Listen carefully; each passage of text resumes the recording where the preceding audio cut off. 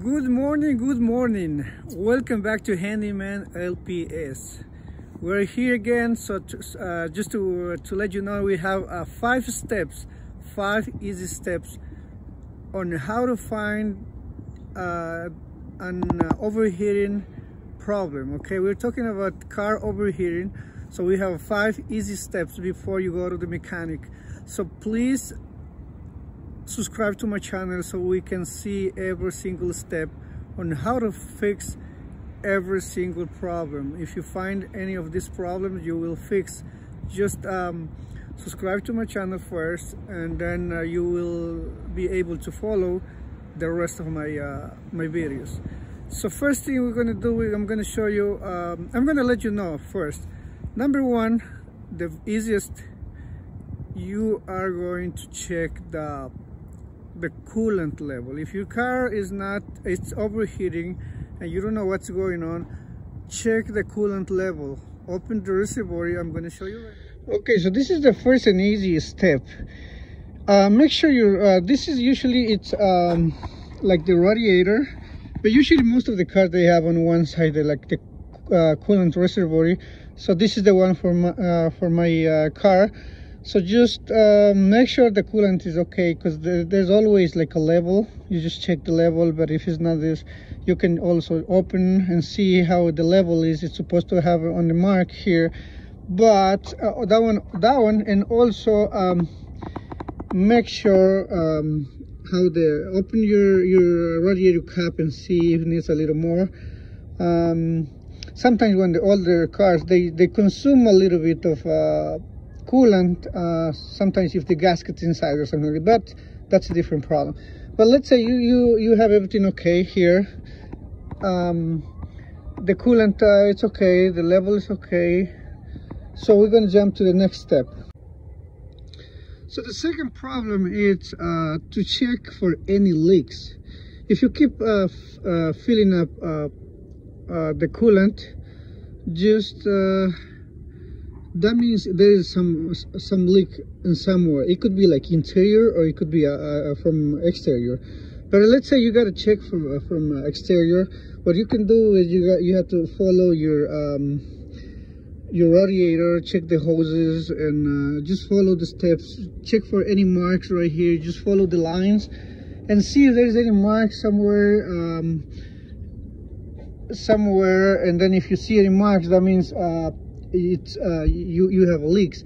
But one of the most important things is that you need to check when the car is on. Okay, if you have somebody who can help you, it's better, because you can tell them to give some gas, accelerate a little bit the car, and then you will be able to see if there's any spray in somewhere. Like usually sometimes let's say I'm going to show you here. I'm going to follow the line and it goes all the way to the back. Let's say you have the catalytic converter somewhere here, and you have a leak somewhere here. You won't be able, because this is always hot in this area, but at the time that you want to check for any leaks, you won't see anything, because everything gets dry up quickly. So make sure that somebody can press the pedal and give some pressure to the coolant, put the heat on and make everything run, and then you can see if there's any leak at the same time the car it's on. Okay, so that's the most important thing, because sometimes you shut the car, you come out, you see there's no leaks, and then you're never going to find anything. But sometimes there's a little tricks that you can find the leaks, and you'll see it. But this is not the one that probably is not your issue, but in case, you never know. So now we're going to jump to the we're going to third and easy step also, to check if the coolant is transferring any heat, if the coolant is circulating. So what you can do here, it's easy also. As you see, I have my radiator here, and this is the upper hose. All right, since my car is off, it's very sensitive. The hose is not like hard, doesn't have any pressure, because the car is off right now. So and the lower level, there's always two hoses, okay, the upper and lower. In my case, my car has this the lower is on this side, okay, so that's the hose. I don't know if you can see it. Let me see if I can put some light for you. Okay, so I'm trying to put some light, hope you can see it. But here's the lower level of the hose, okay, this is my hose, all right, but my hose comes up from here and goes all the way to here, to the engine, okay, goes close to the engine here, all right. So what you can see is if you're how the temperature is on the hoses. Hose is hot, but the hose is really cold here, okay, and sometimes you might not going to have any heat, or if you have some heat but not enough, also that's another sign. But if, let's say, if your hose, you're running the car a lot and the car start overheating, but your hose is really cold down here, it has something to do with your thermostat. Thermostat is right here close to the engine. This doesn't mean that your car is going to have in the same space. So your car has the thermostat on the different locations. Sometimes they have somewhere here on the top or really down in the bottom. So it depends on the model of the car. So just check if your hose, the lower level is cold. That means the thermostat is closed on an open position. So then you gotta go deeper, open the thermostat and fix the problem, okay. So now we're on the number 4 problem, okay. The number 4 problem to check around is the water pump, okay.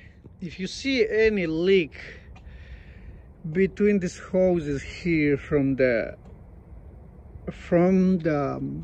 radiator close to the engine, you see most of the water pumps, they are close to the engine. Sometimes they work together with the fan, or sometimes they work independent, but they are close to the engine, like set to the engine. If you see any leak coming from the close to the engine, from any hose close to the engine or something like that, basically, and you're having overheating also, basically that's the water pump. Just make sure, check your manual where exactly is located your water pump, and if you're having a leak from there, then you need to change your water pump. So that's another issue, okay. So that's the number 4 problem. Now we're going to show you the number 5, and that's another easy step too.